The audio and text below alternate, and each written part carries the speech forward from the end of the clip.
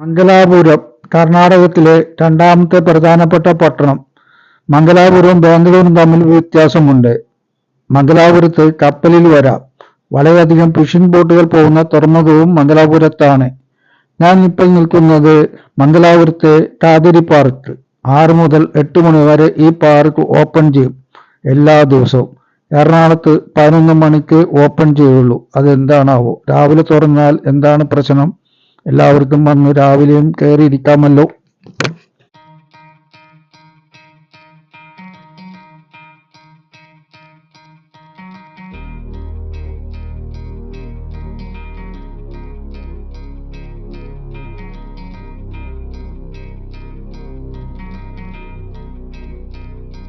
എല്ലാവരും എൻ്റെ channel subscribe ചെയ്ത് എന്നെ വിജയിപ്പിക്കണം. എൻ്റെ ചാനലിൻ്റെ പേര് ഷെല്ലി അമ്മ. നിങ്ങൾ ഒരിക്കലും മറക്കരുത്, അമാന്തം കാണിക്കരുത് സബ്സ്ക്രൈബ് ചെയ്യാൻ.